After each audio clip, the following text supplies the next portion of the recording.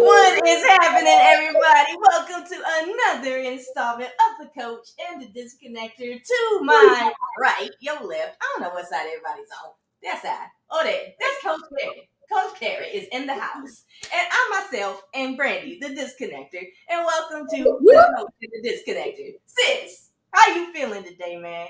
You know what? Like this guy that used to come in the store used to say, he said, if I was feeling any better, in order to hold it, I have to be a twin. That's how good I'm feeling today. So good, I feel like I need a twin. I never understood it, but I'm like, okay, it's funny because he was cute. You know, how you doing? I'm doing absolutely fantastical. It's been a great week. It's been a long week. It's been a long, great week. So I can't complain. I've learned some new lessons. I've learned some new skills. I've made some new connections. So can't be. Cheers, sis. Cheers. Cheers to the perfect. You guys come on and join us this evening. Feel free to check in, say hello, let us know how you're doing, where you're tuning in from. And tonight we have a special guest in the house by the name of Clayton, the Tatted Food Therapist, Carothers IV. I just call him C4 because that's a lot. It sure is a lot, ain't it? It sure is. But the reason why we got Brother Carothers in the house is because this man, oh my gosh, where do I even start with this one? Okay, so obviously he's a food therapist. He's a vegan. Yes. He's a vegan chef.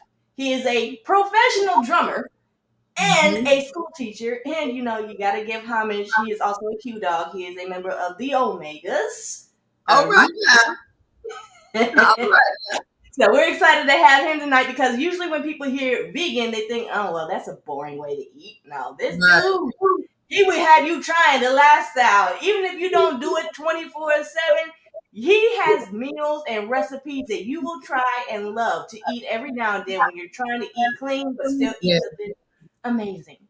This dude taught me how to so good. Meatless meat. Prince. What's going on? Oh. Yes, Prince is a fan of Clayton Carothers. Who's Hey? Hey, who's Hey? I don't know who Hey is. Hey. Fabrizio Greek artist in the house. Well, you don't know who Hey is. Hey, who is you? Angelique in the house. Welcome. Hello. All right, y'all. So, without further ado, Mr. Clayton is about to join us. But while we bring him on, we need y'all to go ahead and like and follow this page, whichever one you're on. If you're not on the official, the Coach and the Disconnector page, just hit that @ sign, the Coach and the Disconnector. It'll bring you right over to the show page. And be sure to like and follow us because we got several things in the works that are about to come up in upcoming weeks. And we want to make sure y'all are present and accounted for all that. So without further ado, exactly. Let's bring in the one, the only, Clayton. Clayton, why you got so many names? Clayton Carothers IV, y'all.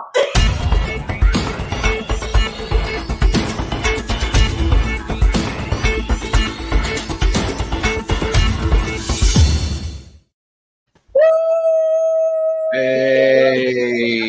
Welcome, Brother King. Thank you for having me. It feels really good to be here again. Yeah. It's been a minute, man. It's a whole new format and everything for you. So I'm excited to have you because I see y'all leveling up, stepping up. I got to get one of those hats. I don't know. Oh, there we go. Right? Another sign I'm pointing to. I got to get one of those hats, wherever it is. Hey, they're coming. That's part of what we're building. That's part of what we're building. They're definitely coming. So if y'all want to get a hat too, just drop a 4 in the comments so we know. Drop a hat emoji. Put a hat emoji down there. We like do that too. Hat. That's it. Come on. Woo! Clayton, what you been up to, man? How's life treating you? Oh my gosh, life has been really, really, really good. Just a lot of building, a lot of foundational stuff, laying the good groundwork. Of course, we still cooking. Been leveling up. Gonna be trying to release some merch in the spring. Got a new menu coming out. Of course, the season's changing. Man, still consulting with some people, giving some advice, letting some people know that this vegan vegetarian lifestyle is quite amazing and delicious. Yes. And delicious.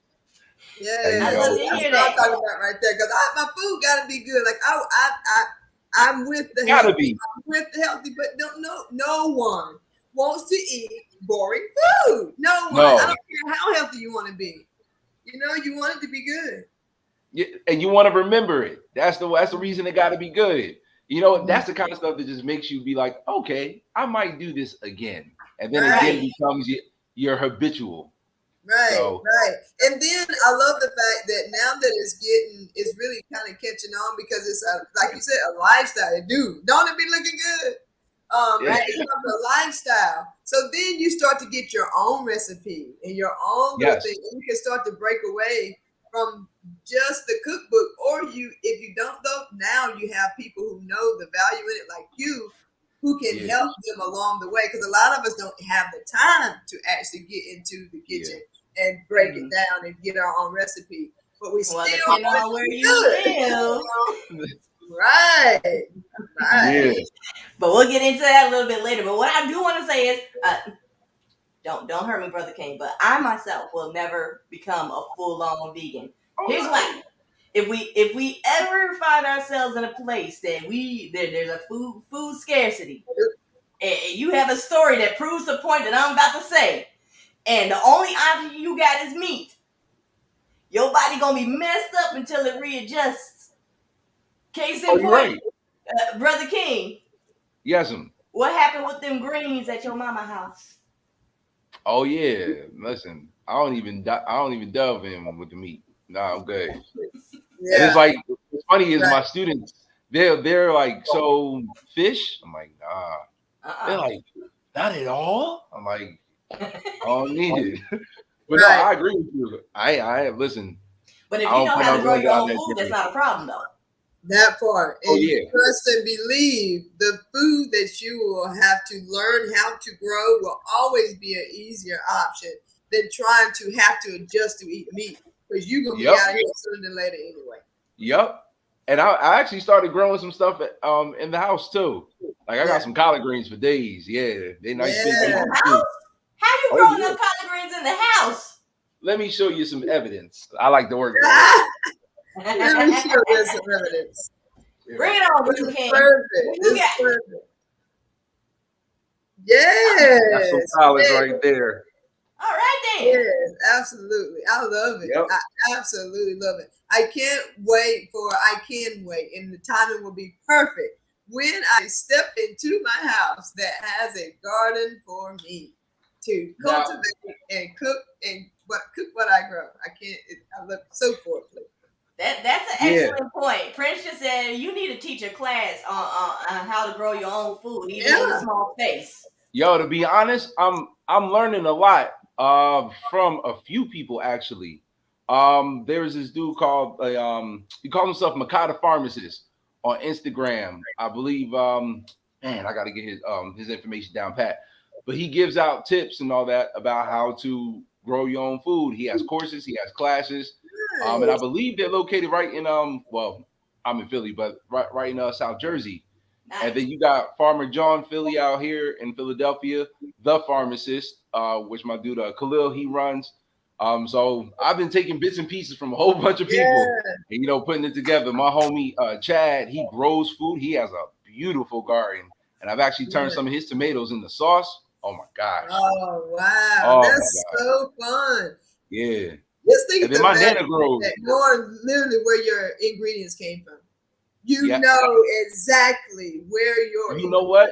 And that taste, like that's a taste like you have to grow your own food so you could even know the difference in like the freshness.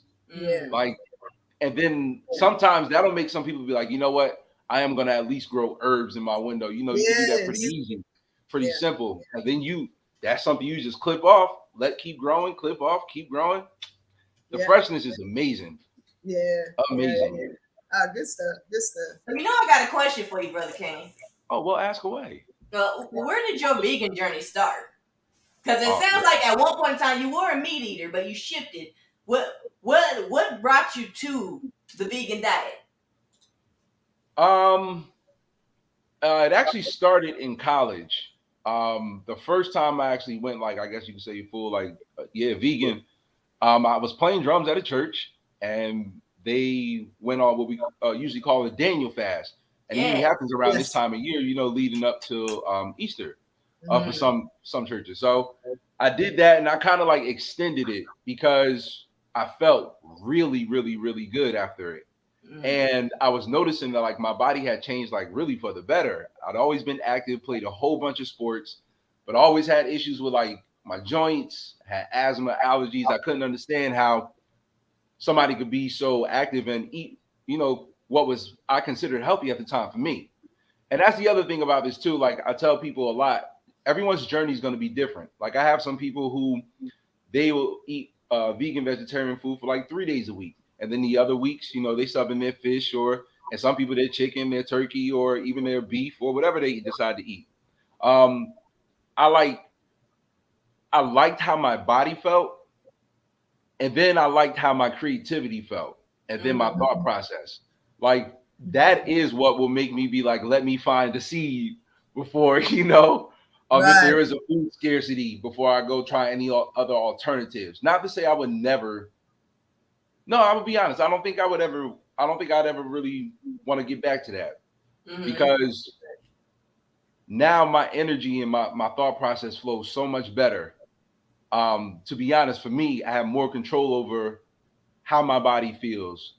If I am feeling irritated that day, I could be like, all right, I just need a little time. Let me step back. Let me process and be a little bit more aware of myself. And then I like being active. Like I like being outside. Basketball. Grew up playing basketball, football, running track. Right. So had a whole bunch of siblings, so we was always wrestling, fighting, and all that good stuff. Right. How many siblings you got, man? Say it again. How many siblings you had? Oh man, there's a whole bunch of us. There's about 7 of us in total. Yeah, my family's not small, but I love it, man. The love that we have for each other too. Like, and then that was the other thing. Like, yes, knowing my body, it allowed me to be more of how can I say this, like a usable vessel. So when it came time for me to do projects, or when it came time for me to be a part of things, I actually had more energy to contribute. It actually allowed me to be more productive. It actually allowed me to be invested. So those things actually top. Of course, your body transforms, so you look better, you feel better, whatever the case is. You don't get old, you age. Like I feel those things. Right. So it started in college with that fast. I extended the fast, and then I moved. I did a year actually straight vegan, mainly raw fruits and vegetables. My last year in college, felt amazing. Moved up to Philly, and then old habits die hard, because that was 20 plus years of me eating, how I was eating before. So 1 year it wasn't enough for me to like stick to it, and I did not know how to cook like this at that time. It was strictly like salads and whole bunch of potatoes all the time and all that stuff. So I wasn't even like, I didn't even have access to the knowledge I have now. Had I then, man, like even then, what I could have done, could be doing at the time. But then I spent about a good, I'll say 3 to 4 years up here, like kind of going back and forth with eating sometimes fish, sometimes it'd be chicken. That didn't last too long. But what was hard for me was the cheese. Like pizza. Oh man.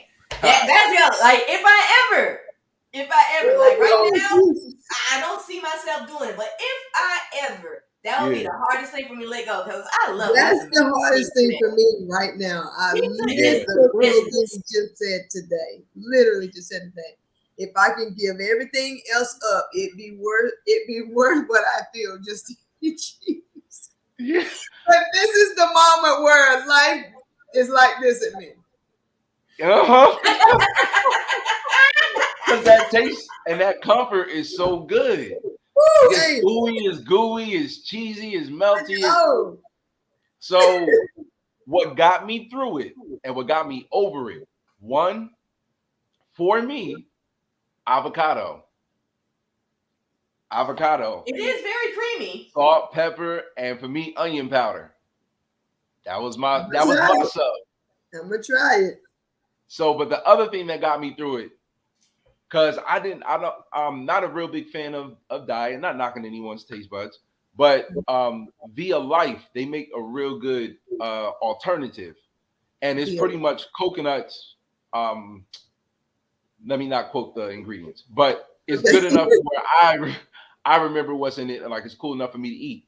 Then I learned how to make my own cheese sauces and like actual things that are similar to what cheese would be.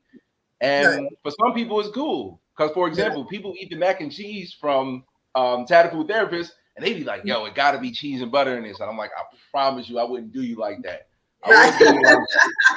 But it's what's familiar for people, and what, like I said, what got me over it was a texture and a flavor thing. It really wasn't the thing itself. It was like the fact that something tasted like a burger, or the fact that something was familiar to mom's mac and cheese, or the greens with the ham hocks in it and all that, what people are used to. Because I grew up enjoying that stuff, loving it. And around holiday time, you couldn't tell me that I wasn't getting no macaroni and cheese, or I still eat my Nana's rolls though. Them things good though. But yeah, so I came back up to Philly, and for a while I did and dad. And then I started getting sick. And I would never really get sick like that. Yeah. And I started wondering, like, all right, cool, what was I doing before that was allowing me to pretty much be almost immune? And it was the food. Yeah. So I went back to actually learned more about herbs. Yeah. Like I said, this is about my 5th or 6th year, like no meat or whatever the case is. But I learned about the anatomy of the body, and why it makes sense for me to eat some of these things, and why it made sense that I felt good.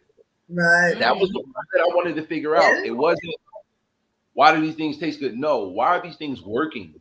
Because that's what was shocking me. So I was just like a lot of other people, like, not knocking it, but I'm like, all right, vegan, vegetarian, cool, that's your thing. That's cool. That works for you. I don't even know if it even works like that for me. But that fast was like, no, this is something that you might want to look a little deeper into. And then I started, connecting with a whole bunch of people that were on the similar wave. They wanted to know what to do or what they could get their hands on so that they could feel better and still taste or eat good tasting food. Right. That was pretty much. That's the key right there. That's the key. Because I know for me, it's about the longevity of my progression. Like, how quick am I going to get to one or the other? So it's like, okay, if you don't do anything, sooner or later, depending on how you're eating, you're going to get to a place of discomfort quicker. Versus if you substitute that, just try, you're going to get to a resolution quicker. So it's just really, what are you willing to sacrifice? Your mobility or your taste buds to figure it out? Because you have to work through some things that may not, and it's so different than eating meat. How many of us have eaten meat that we didn't like? Like, okay, I'm not going to eat that again. It's the same thing on the other side. It's a little more misses than hits to start out with, I imagine. Like, I don't want nobody's beats. Like, I've tried it every way. Ew, cool. roasted. I don't eat, but I eat almost anything else ever that's a vegetable, especially if it's green. I love vegetables. But yeah. Agreed. I definitely love my fruits and vegetables, but like, there's just something about like at this point in my life, there's something about a big ass steak every now and then that's so appealing to me. She ain't say Especially chicken. off the grill. Hey, I knew she was gonna say steak. I'm sorry. I'm sorry. You're right though. But you are right. You know, it's not that you're not right. It's just, is it worth it? It's gonna come a point in time where you're gonna have to ask yourself, is it worth it? Oh yes. When it comes to that point that I need to choose, I will choose. Choose a fruit and vegetable based diet. Although I still don't see myself ever fully giving up seafood because it's delicious. Hey. Laura said Brussels sprouts. I love Brussels sprouts. I love Brussels sprouts if they're roasted. I love roasted Brussels sprouts. No, you know what? You know what I love that most people are like to? What? Okra. I will tear okra. I love okra. Oh my god! I would eat pickled okra, sauteed okra, deep fried okra. Yeah. Yeah. Oh, listen! I just ran through 2 bags of them this week. I love okra. This week. Yeah. I'm a roast. Yeah, I love Brussels sprouts too. I do. I ain't gonna hold you. I love all fruits and vegetables. I don't think there's many that I don't like. Yeah. You gotta cook it right. You gotta cook it right, or put it in a stew. Put it in a stew, and you won't even be worried about it being slimy. I promise. Yeah, everything is slimy. That's the beauty of it. It's all comforting, though. Right. I love it. But it is time for us to take a short commercial break, and coming up next is Carrie's segment. So stay tuned for Carrie's installment of The Chatter. We'll be back, y'all.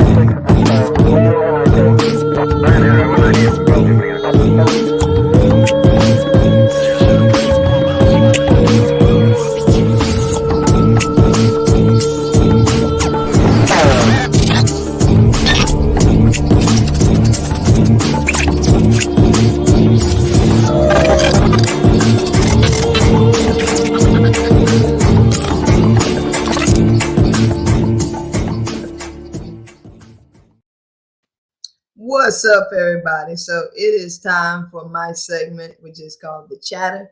If you don't know where I get that name from, hit me up on YouTube and look for The Chatter under my name. That is the name of one of the channels that I have there on YouTube. I'll put the information down in the comments a little later. But check me out, and you'll see just different parts of the inside of my head and how I just think the way I think, and I put it into words, and I see what you think about it as well. So today's topic is Be Here Now. I came up with this topic actually today because y'all know me. Anybody who knows me know that me and Brandy, we on the fly, and we want to really touch you from a place that's unique to us. So a lot of times we really go off the cuff so we can go with the natural flow of things. So today, like any other day, when choosing my topic, I chose something that struck me and stuck with me, so that I could share it with you, because there was no coincidence that I had this thought today. So when I'm talking about be here now and being in the present, We hear these terms so much, like be here now, be here now. And we're supposed to really contemplate what's going on in this very moment instead of carrying it with us too far into the present so that it doesn't hinder our next moments. But we also hear these terms about releasing, and releasing, we all know, sometimes can be a process.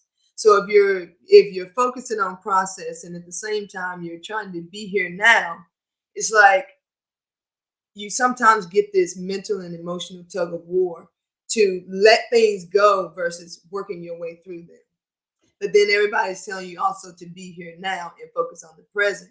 But if you don't resolve this today, that it can be carried over into tomorrow. And you also know that if it goes into tomorrow, the past and your memories are going to be more and more darker. So that when they start to come up, then they hinder your be here now. But we really want to release. So what I want to talk to you today is my version of be here now, which is really to try to maintain that be here now in the present while releasing and not thinking that the two have to be separate of each other. You don't have to go through a whole process of releasing before you can be here now. Because we think that the be here now that we need to have has to be pleasant, has to be pretty, has to be bright, has to be perfect. Every moment is perfect because every moment reveals some part of you that you need to see. Not that's wrong or not that necessarily needs to be fixed, but that needs attention. Think of like a child or even you. Sometimes if you are trying to get someone's attention, what do you constantly do? You constantly speak about it, talk about it, complain about it, or call someone's name over and over and over until you get the attention that you need in order to release what you're trying to communicate. And life kind of does us this way. So if we can focus not only on being here now, and then not only on releasing, but putting those two together and not putting any stipulations on either one, and just letting the process be what it is, I think quite often we will find that we don't have to stay in any one place, whether it's a mental or emotional anguish, longer than we have to if we look at it from a different perspective of us being here now in the releasing process every single day that we exist. Because not only do the quote unquote bad moments hold us back from being here now, but the quote unquote good moments can do the same thing. So two of the ways that I have found for me personally, because I've been through a hell of a lot of changes in the past year and a half, 2 years. And I've found myself experiencing anxiety and stress truly for the first time. And I'm 42. For 42 years when it started, I was 40. And so I've had to kind of find my way of getting out of my head, but also releasing my emotions, not staying there too long, but still wanting to move on. Like we all have all these things going on.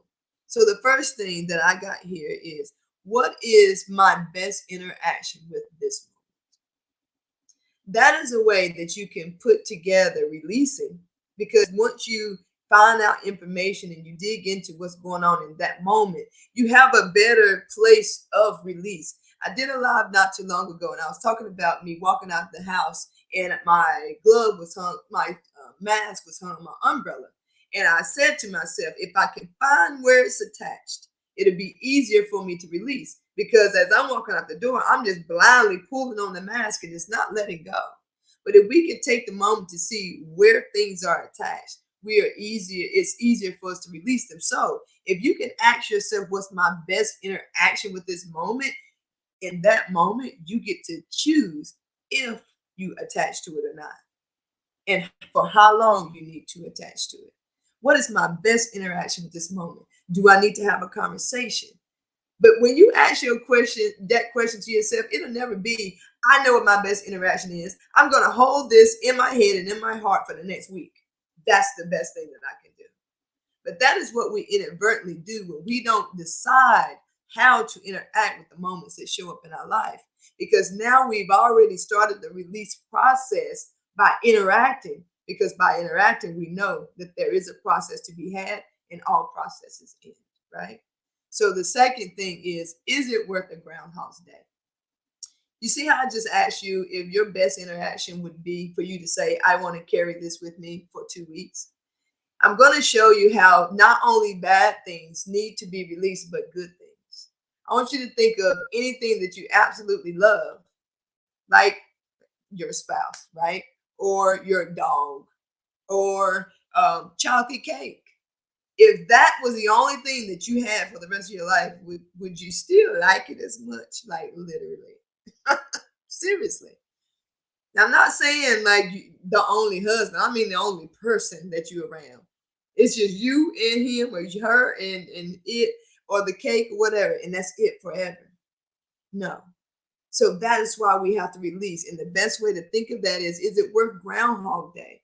Because when we attach to things and we think that it's a right or wrong, we make an attachment on that as if it's what it's supposed to be. So if we can release our attachment to it so it doesn't repeat itself, because that's what happens when we give that something so much attention that we attach to it, then we can also make that moment a chance to release as well. So keep these things in your mind, close to your heart. If you don't want them, throw them in the trash can, girl. It's okay. It's all right, boy. Just say, boy, boo. And we're going to let that go too. So namaste, ashe, and I love you. And I hope you're looking good, feeling good, smelling good. All the goods.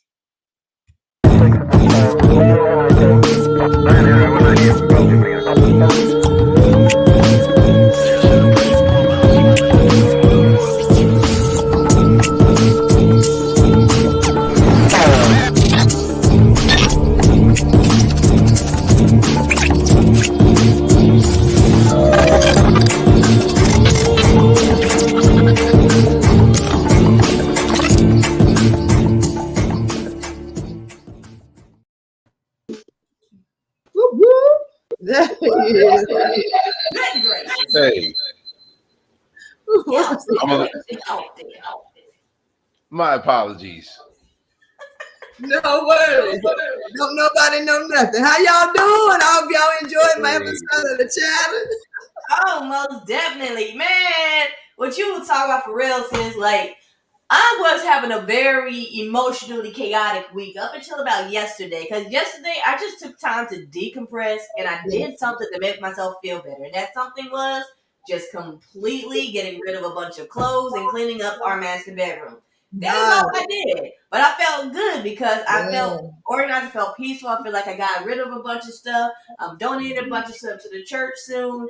And yeah, I just basically took the day to myself. I did what I needed to do on behalf of my clients that I work for. But outside of that, I focused on something that would help me detach while doing something productive, while also allowing myself, because it's kind of like mindless work, but it gives your mind a chance to kind of reflect on things as you're going through the motions and stuff. And while I was doing that, I realized I was like, I'm worried about stuff that hasn't even happened yet. Yeah. And it's not productive. It's causing me emotional distress. And for what? It hasn't even happened yet. It's not guaranteed that it's going to happen. So why am I even worrying about it? And that's why coming back to the present is extremely important. Yeah, absolutely. I am reading this book. It's called The Pilgrimage.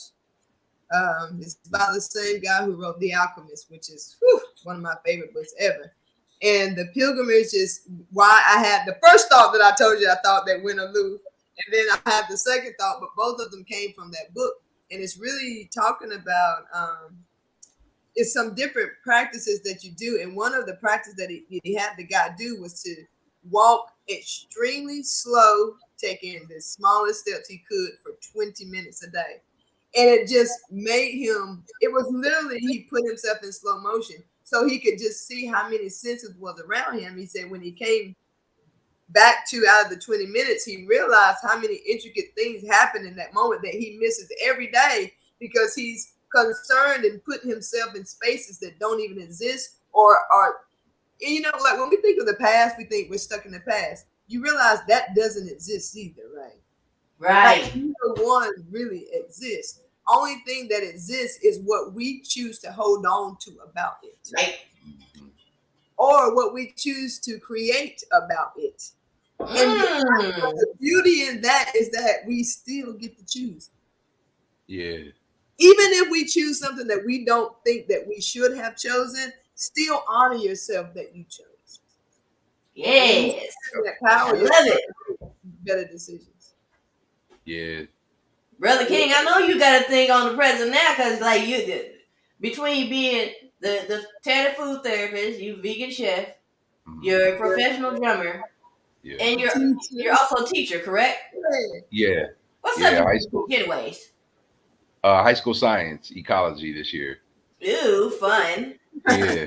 Nah, that's actually been a reward in and of itself too. Even going back to making decisions and holding on to things from the past or the present, or actually been talking to the kids a lot about, high school. Your transition into adulthood is going to be pretty swift, pretty soon. So you got to be able to make some decisions, but you also have to like not really focus on the things that we adults call petty. Mm-hmm. And that's very subjective, but if it's something that is not beneficial, it doesn't feel good to you, it really doesn't serve that good of a purpose. um but yeah, teaching them that has been eye-opening for me, because it's made me be like, let me be firm on some of my decisions, and let me be okay with whatever the outcome is going to be. And it's all a part of the learning, all a part of the journey, like that process. And whether it be good or bad, you still got to keep going forward.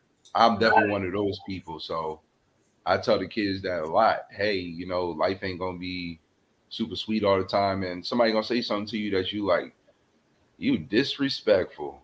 But if you hold on to it, you're gonna come in tomorrow ready to trip on you. But if you let it go, one way or another, either they'll leave you alone or something will happen to them. Probably in your favor. But yeah, learning how to like kind of like stand firm on decisions and be like, all right, cool, whatever it is, I'm prepared for whatever comes next or whatever the effect or the outcome is going to be. And it's just a part of understanding like this is our cosmic classroom.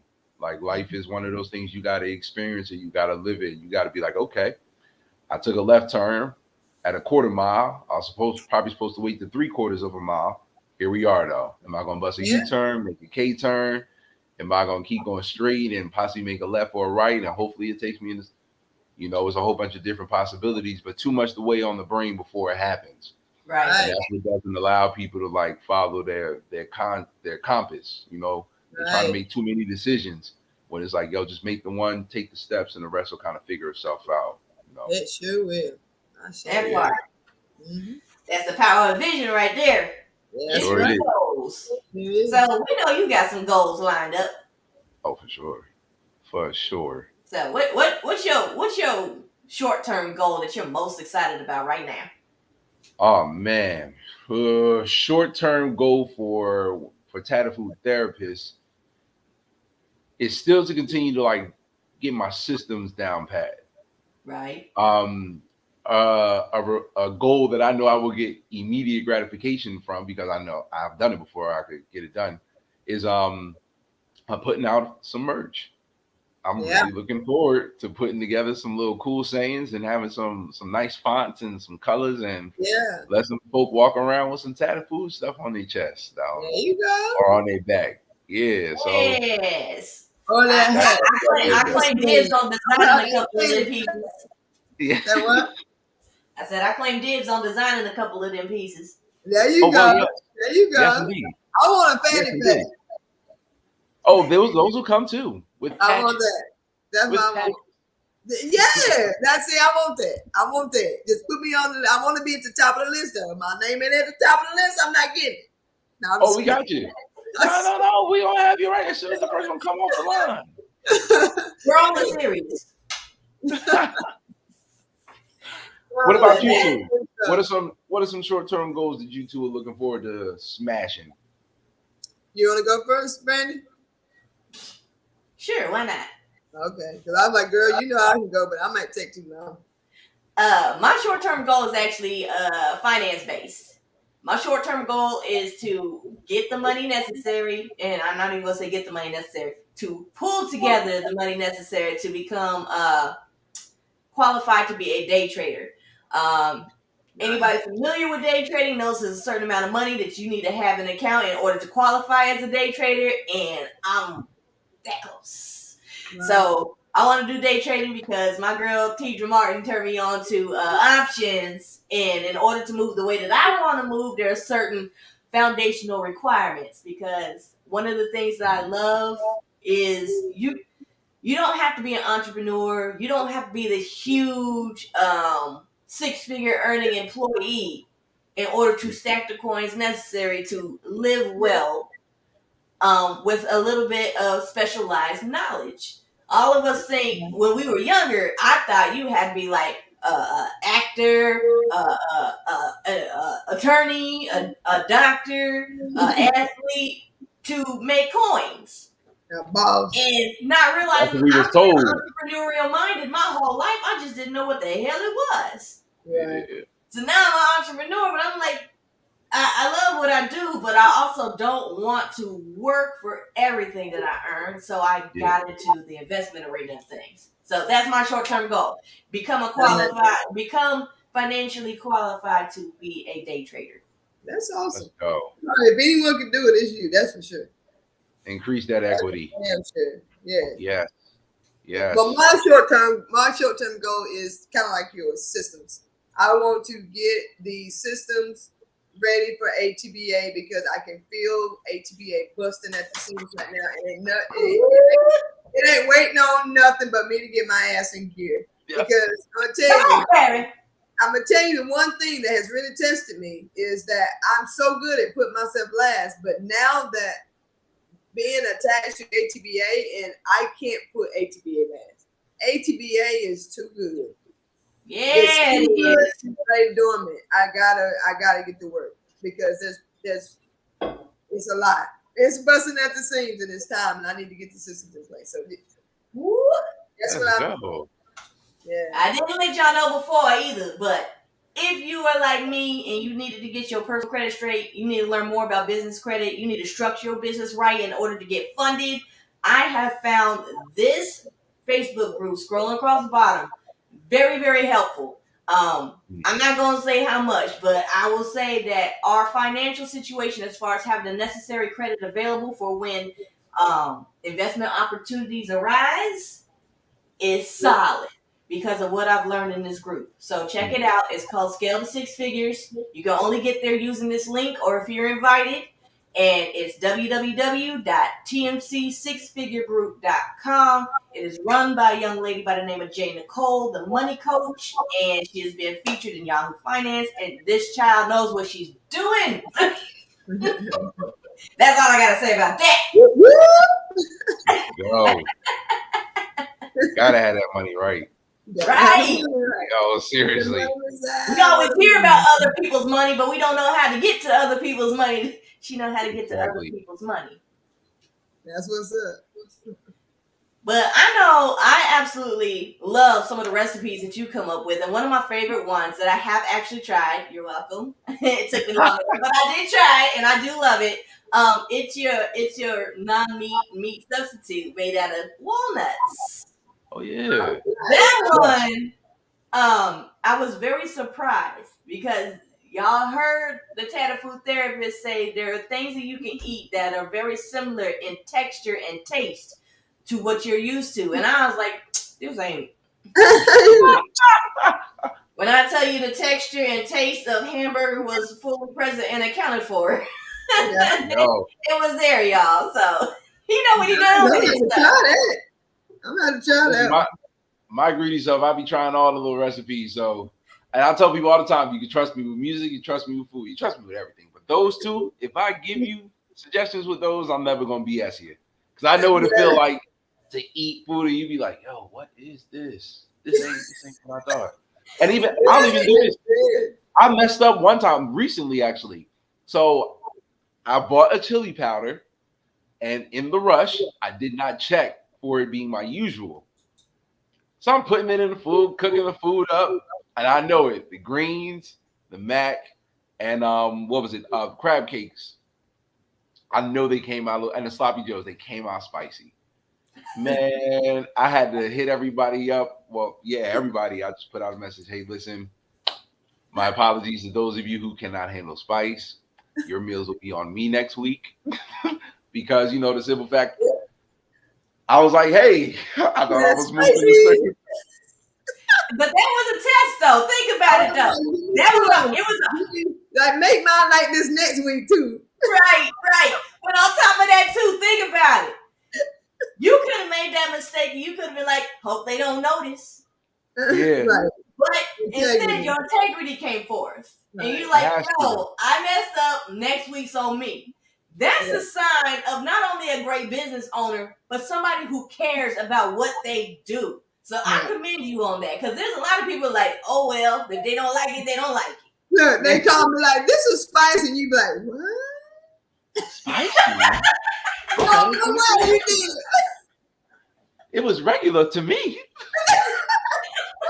didn't notice. Oh, you don't like Caribbean spice? No. Oh, you didn't check the no. Okay, my bad. Okay. Well, you still want one? Right. But no, yo, to be honest, I figured out within this these couple of years, 3 years almost. It really is that stuff that makes people be like, hey, this is the Tatted Food Therapist, or hey, are you doing meals again? Hey, and that's what initially got Tatted Food Therapist kind of running on its feet, was the fact that it was like, I already know people are already thinking this is vegan food. Right. So I'm like, okay. Then you also are going out on a limb, like you're eating my food, because these are people who order from me regularly too. So I don't take it lightly. Again, like health is something you don't play with people, like nothing, but definitely health, money, and people's reputations. You don't play with those things. So I like making sure that, like, hey, listen, and I let people know my apologies. I'm human. I ain't mean to do it. Maybe you liked it, maybe you didn't, but at least here's let me not fully ruin your experience. That's really how I feel. Like, let me not be the person that's like makes you be like, I'm never eating vegan food again. I'm done. That you know what, I got a question though. Have you ever found yourself with clients that you've had to let go because they were too demanding or over the top with it? I not let go, but I have been in a situation where clients, we were talking about, so there are people who do like custom made things like for themselves. Mm-hmm. So when we get to that level of talking about what people would like, and they say, hey, your menu looks nice, I've tried your food, it's good, but can we try some other things? Excuse me. As we run through the list or whatever, there's some things that I can do, and then there's some things I'm like, as long as you're okay with this being a stretch, I'll provide it for you. But there have been people who have been like, okay, they kind of want like too many different things like within a week, that kind of makes sense. Right. For me to cook and still give you good quality. You know what I'm saying? Like I can tell you I can give you a pizza, but cook it like the night before or 4 nights before, and then it's in the refrigerator. Nah, we don't do that. So when people want things like that, and I let them know, hey, I do or do not have the storage space for it. Can we try something else? Can we try another route? I haven't had anyone that's been super egregious yet. And I'm not saying like, that'll happen, but I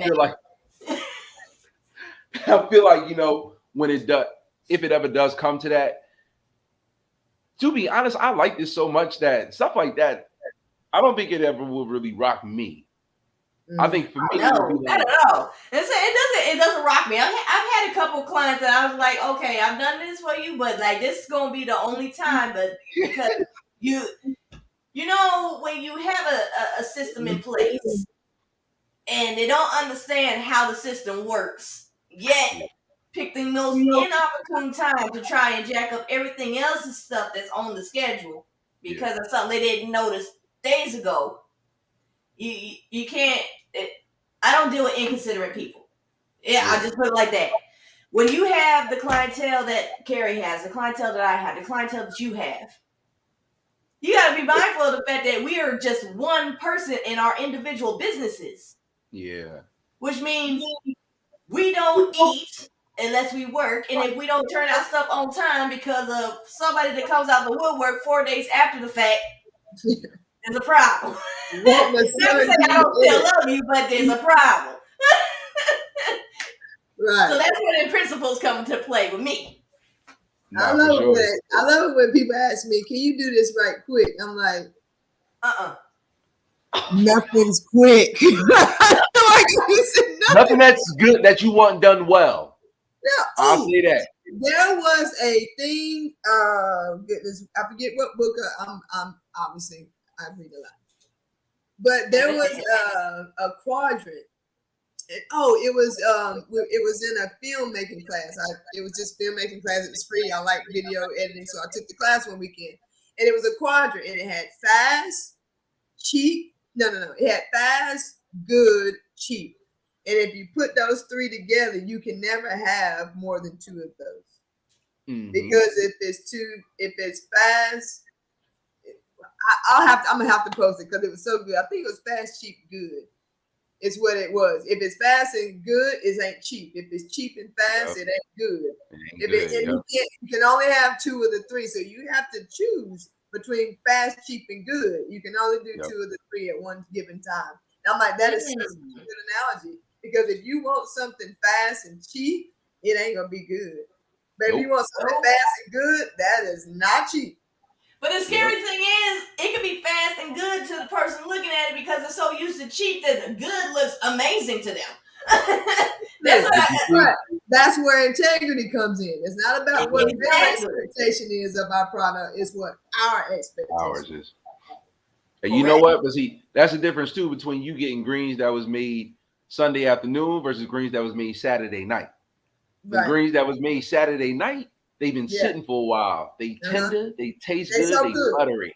Woo. The ones that cook Saturday afternoon, the season is just settling in. It ain't even getting good. They okay. You gotta wait till Tuesday, Wednesday to actually eat.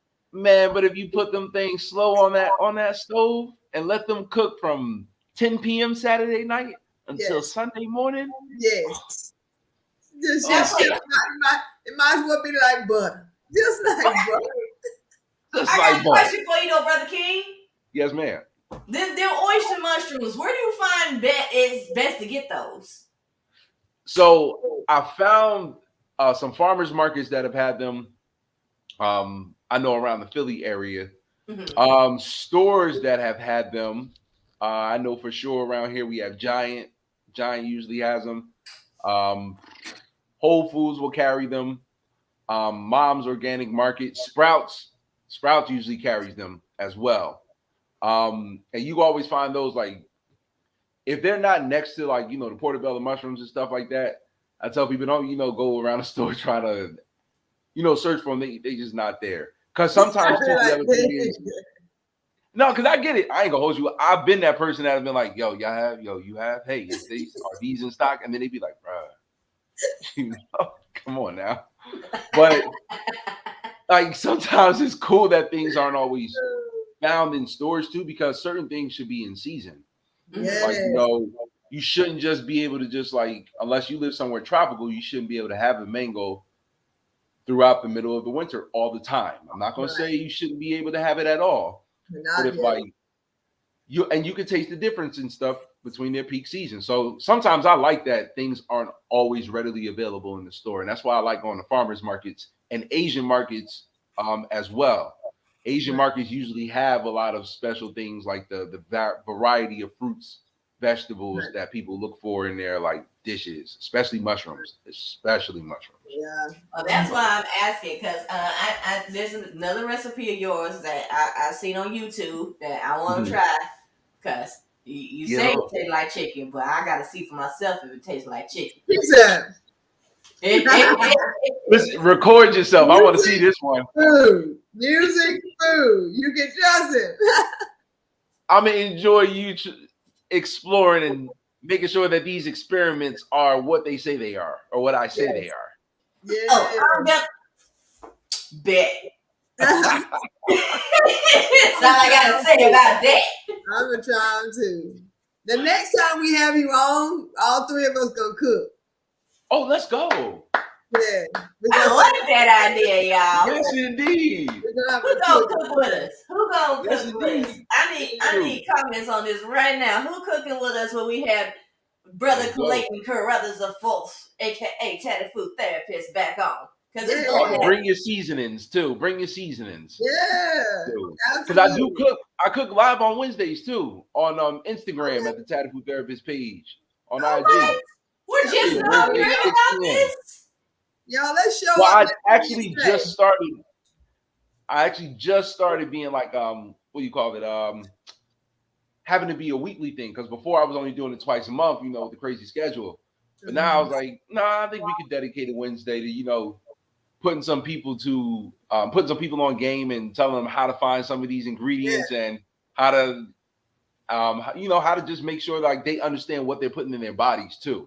Right. Because there's a reason why certain things are grown in certain seasons and why they taste good, why there's certain colors, and why you should eat a variety if you are trying to be vegan vegetarian, especially through your transitions. Yeah. So we always on that. Those of us that don't know, Brother Carothers. Yeah. Say it again. I said for those of us that don't know, what's the transition? Oh, so you have your traditional Western diet or American diet, which is what most people eat: the chicken, fish, turkey, fruits, vegetables, dairy, beef, pork, whatever they enjoy. And I always start off by saying all things in moderation, because I know some people who thrive on that kind of nutrition. Like they're good, they're fine, their bodies are in good shape, they're not sick, good. And then you have your people who will try to do, the chicken, fish, turkey, fruits and vegetables, and dairy, or they'll try to start cutting out dairy. Then they'll try to limit the amount of chicken. Then you have your pescatarians.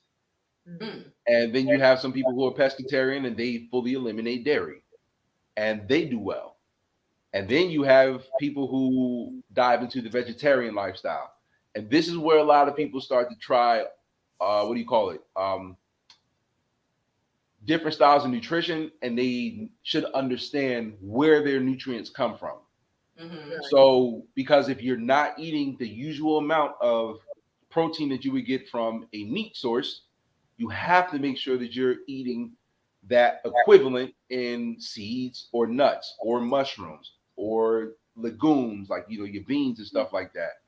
And even with that, some beans are a little more starchy, so you need to eat others. Like chickpeas are a great source of protein for people who are trying to transition.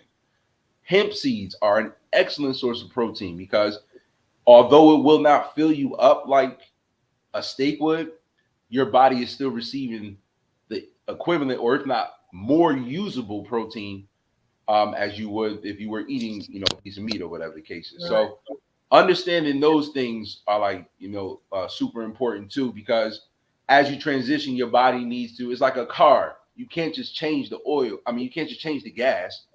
It has to be a certain type of gas for a certain type of car.